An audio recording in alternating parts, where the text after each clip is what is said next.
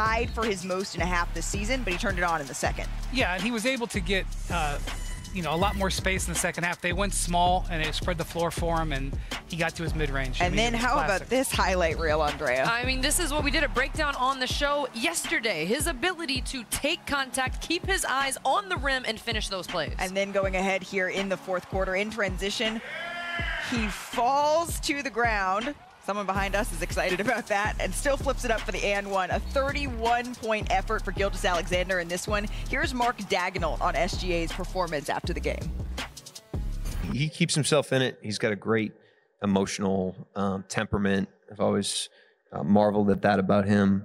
He was 2 for 13, I think, at halftime or at one point in the game.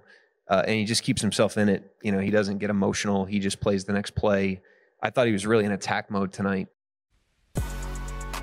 And to Mark's point, the Thunder had a rough start, but they turned it around in a big way, winning the game by 26. That's tied for the fourth largest win by a team who trailed at half. And on his debut of our Insight cast last night, Tim Legler, he broke down a major difference maker in Game 1. Let's take a look at one of many examples of Oklahoma City in their half-court defense and how difficult they make it for teams to operate. Look at the number of switches and communications that take place on this one possession. It's almost as if they're reading each other's minds. They never hang each other out to dry, and it always finishes with a contest and then a defensive rebound.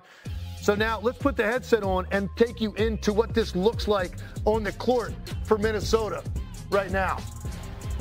As you're going to see the Timberwolves trying to execute their half-court offense, look at the number of switches that take place. There's the first one. Shea jumps out.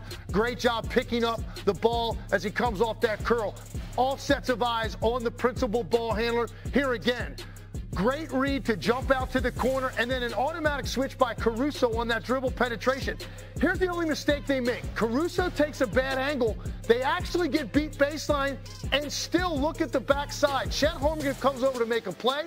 You've got the weak side big pinching down on Gobert to take away the lob threat, but then still is able to get out to the corner for the closeout and contest when this pass is made for the corner three.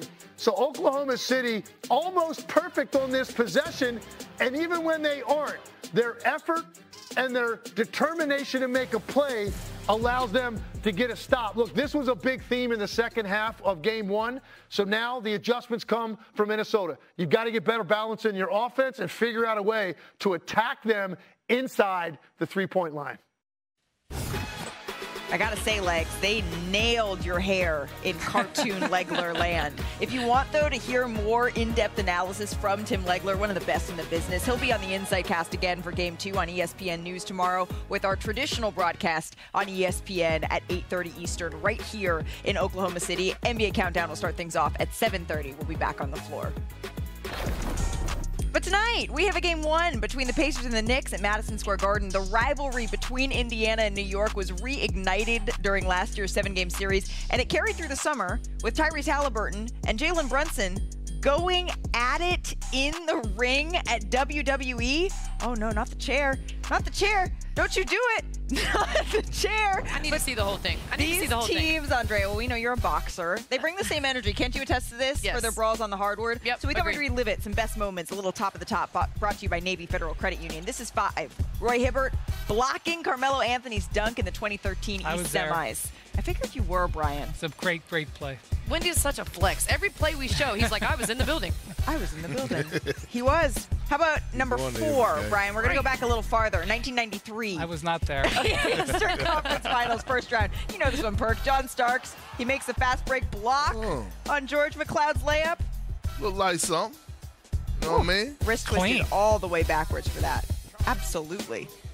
We're sticking in the 90s, Brian. What about this one? 94, Eastern Conference Finals. Patrick Ewing, he saves the day with the putback dunk to help win the series in 7 games.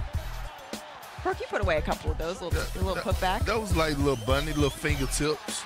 You know what I'm saying? Little fingertips on the rim. Easy. At number 2, it's the 1999 Eastern Conference Finals. Larry Johnson, he gets fouled and then makes the three-pointer. Iconic. It helped him take the lead in the win. Wow. That's Tibbs. number 2. Tibbs. If that's Look at number Tibbs. 2. Wow. Young Tibbs. Baby Tibbs. If that's number 2, Brian, you know what's number 1. I sure do. It's 1995, the Eastern Conference semifinals. Reggie Miller, he scores 8 points in 9 seconds. It shocks everyone in Madison Square Garden. That was a foul, by the way, but whatever. Pushing the back. He got away with it. It just defies logic. 8 Analytics wanted the 9 3. seconds. He wanted the 3. There are so many subplots when the next chapter of this rivalry kicks off tonight. Andrea, what do you think is going to be the matchup that you're going to have your eyes on here? It's the matchup of the point guards. I mean, that is what this is all about. Tyrese Halliburton and Jalen Brunson. And when you talk about these two players in the playoffs, as far as points they are accounting for, scoring and assists, Jalen Brunson, 48 points. Tyrese Halliburton, 40 points. Tyrese Halliburton, I know he scores 17.5 points, but he is deadly with his passes as well. He has multiple double-figure assist games. The way these two find their teammates, take over the game, control the pace, push the pace, the point guard matchup is huge for this one. No, Halliburton is ignitable offensively, but his biggest contribute to their offense is the speed at which he gets it. He is the guy who gets them going past the heads, and then obviously he's not afraid of taking the clutch shot. I'm going with the big fellas. Turner and Towns. Like, that's the matchup I'm looking at. Miles Turner has been underrated. Like, his value, he don't get talked about enough. What he done in that Cavs series on the offensive end, being able to stretch the floor, but then punishing the mismatches defensively, leading the entire postseason in block shots. Karl Anthony Towns, he is the X factor in this series. He got to come out. He got to dominate. I don't want to see Karl Anthony Towns that I saw in Game 5 picking up dumbass fouls, pouting because he wasn't getting the ball. I want to see the Karl Anthony Towns that I saw in Game 6 in Madison Square Garden, where he was out there doing his damn thing, firing up the crowd, getting the ball where he wanted it, not letting smaller guys guard him. So I'm looking at Karl Anthony Towns. They brought him here for a reason. He's the guy that's supposed to move the needle. Damn it, he's going to get it done. I got one more X factor. Last year in the series, we know OG Anunoby got hurt. We know that Jalen Brunson got hurt. But Mitchell Robinson was also not a factor in that series. He didn't play after Game 1. He ended up having to have surgery. He was a huge difference maker in the last round against the Celtics. The Celtics basically fouled him and tried to get him off the floor. His offensive rebounding is transformational for their offense. And he switched a lot, too. He was so important for them. I want to see, guys, do the Pacers foul? Do they hack a Mitch to try to force him off the floor like the Celtics did? Guess what? It don't matter if they do, because Tom Thibodeau is not going to take him off the floor. Tom Thibodeau trusts Mitchell Robinson to make those free throws, and he got the trust. He's saying, you know what?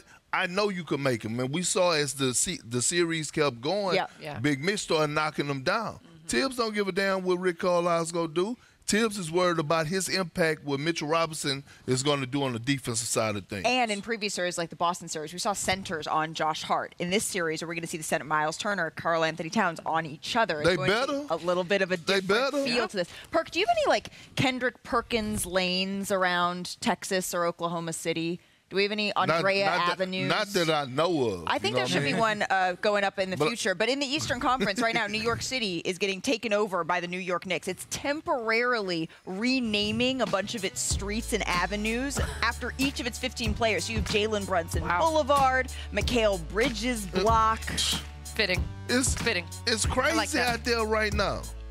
Josh Hart Street. Do you think that Tibbs has like a Tibbs cul-de-sac? He don't want.